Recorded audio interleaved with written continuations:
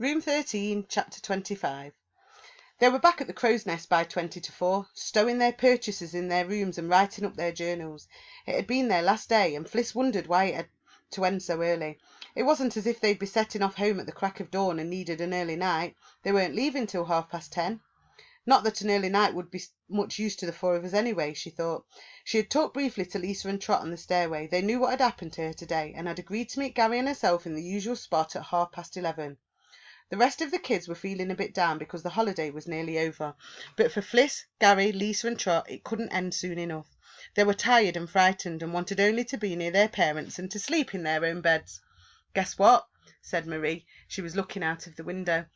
"Shut up, Marie," growled Maureen. "I'm trying to write." "The old witch is there again," said Marie, ignoring her. "We know," said Joanne impatiently. "We saw her when we came past the shelter just now. How do you spell steak, Fliss?" Fliss looked up. "There's two sorts of steak," she said. "What are you writing about?" "A poster I saw in the town. Movie poster. It showed this vampire with a stake through its heart. It said, 'Party all night, sleep all day, never grow old, never die. It's fun being a vampire.'" "That sort of steak's S-T-A-K-E," Fliss told her. "Thanks." Joanne bent her head over her work. Marie left the window, sat down at the dressing table and began to write. Silence reigned. Fliss chewed her pencil and stared at the carpet. S-T-A-K-E, steak. A short pole sharpened at one end, and a mallet to hammer it in with, a flaming torch to illuminate the crypt, and a cross lest the vampire should wake.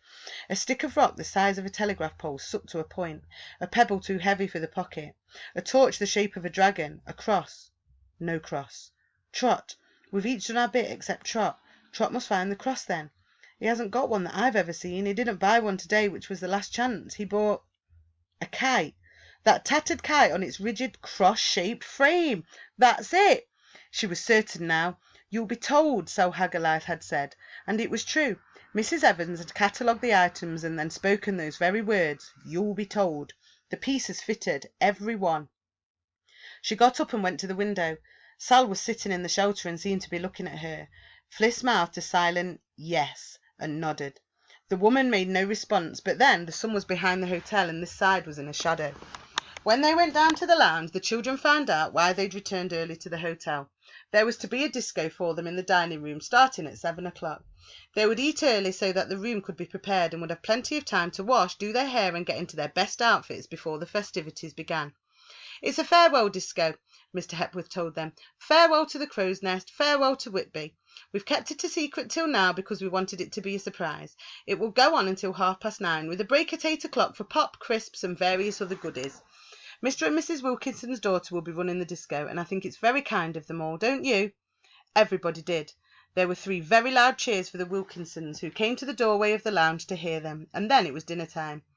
As she ate, Fliss watched Ellie Mae 2 tables away. She'd joined them on the trip to Robin Hood's Bay that morning, and had seemed fine. She'd behaved so normally that at one point Fliss had approached her and spoken, just to see what she'd do. Ellie Mae had been her usual rude self, telling Fliss to drop dead, and she seemed normal now too, sitting between Tara and Michelle, boasting about the outfit she was going to wear. "She's chuffed to little mint balls," thought Fliss, looking forward to the disco like everybody else. She doesn't remember a thing about last night, or the night before, or the night before that. Lucky her. Chapter 26. "Hey, where's the dining room gone?" Neil Atkinson, first down in jeans and sneakers, paused in the doorway. Tables and carpet had disappeared. Chairs had been moved back against the walls. Heavy curtains blacked out all the windows. Coloured lights flashed red, then blue, then green, striking sparks from the parquet, leaving corners in the shadow. The place looked twice as big as before, and at one end, between stacked speakers, a girl stood behind a double deck. She twitched and writhed as Madonna belted out a number so loud you could feel it through your feet. "Wow!" Sarah J. made up and dressed to kill went on tiptoe to peer over the boy's shoulder. "It's brilliant, like a real disco. What we waiting for?" They walked out to the floor, fitting their movements to the beat, beginning to dance. The girl at the deck smiled as her blue face turned to green. Others followed, spilling onto the floor in their finery with grins and exclamations. It grew hot as record followed record, rising and falling on the twin deck in unbroken series. The 3 teachers sat together way back in shadow and watched. Now and then somebody would go over and try to get them to dance, but they wouldn't. "My dancing days are over," they'd say, "or I'm waiting for Buddy Holly." When the break came at 8, everybody was ready for it. Fliss managed to get the other 3 in a corner together. Gary had worked up a sweat. His hair was stuck to his forehead. He slurped coke as she told them what she'd worked out. When she'd finished, he said, "So what you're saying is, we go in there where he is, and all we've got is a torch, a pebble, a stick of rock, and a knackered kite, right?" Fliss nodded. "Well, I don't fancy it, I can tell you that." "Who does? But have you got a better idea?" "Sure, we go to bed tonight like everybody else and forget it." "And what about Ellie Mae? Not to mention all the other kids he's enticed into that cupboard, and all those he will in future if we don't do something about it." "It's got nothing to do with us, has it? We've done our best. We tried to tell the teachers, but they wouldn't listen. What I mean is, here we are at this disco, right? And everybody's really enjoying it, except us.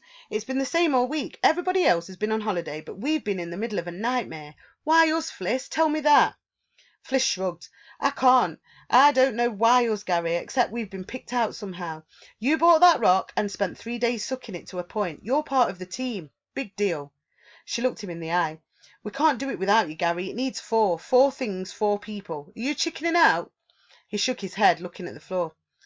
"I don't suppose so. It's not fair, that's all I'm saying." "You'll be there, though, at 11:30?" "Yes." The second half kicked off with the new Bros album. They danced together, the 4 of them, a little apart from the others. Gary was right, of course. Deep down, each of them felt as he did, that they'd been unfairly singled out. They'd do what had to be done, but their week had been ruined, and that was that. They moved mechanically to the music and thought about midnight. The end came too soon for everybody, except perhaps the teachers, who had sat it all out, waiting in vain for Buddy Holly. At 9:30 the last track faded, the lights came on, and the enchantment melted away. Children stood on the scuffed, littered floor, exposed, self-conscious and tired. Mr. Hepworth led 3 cheers and a round of applause for the disc jockey, who grinned, blushed, and looked at her feet. After that they collected jackets, bags, and cardigans and went to bed. Mrs. Evans stuck her head around the door, just as Fliss was taking her shoes off. "Can I see you out here a minute, please, Felicity?" Fliss sighed, retying the laces. "What's up now, I wonder?" "You're in bother," said Marie cheerfully. She was already in bed. The twins hadn't finished in the bathroom yet. Fliss went out to the landing. Mrs. Evans had Lisa there too. She spoke quietly to them both. "Now listen, I know you're both worried about Ellie Mae Sunderland, but you needn't worry any more. She's been fine today. But anyway, Mrs. Marriott and I have decided to take her into our room for the night, just in case she goes sleepwalking again. Mr. Hepworth is speaking to Gary and David, and we want you all in bed and asleep before the clock strikes 10. Is that clear?" "Yes, miss." The disco had shattered everybody, and by the time the faraway clock struck 10, Marie and the twins were fast asleep. Fliss lay stroking her pebble, wishing she could sleep too. She could have easily, but she knew if she did she wouldn't wake up till morning. So Ellie Mae won't be coming. That doesn't mean the room out there won't change, though. Wish it did. What about the others? Mr. Hepworth's spoken to Trot and Gary. They know Ellie Mae's being guarded. Will it stop them coming?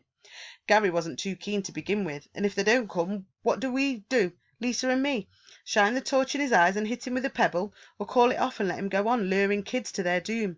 And anyway, who says Lisa's going to show up? Good way to keep awake, worrying like this. Every quarter that clock chimes, but it seemed like hours between. 10:15, 10:30, 10:40 flipping 5, 45 minutes to go. Then what?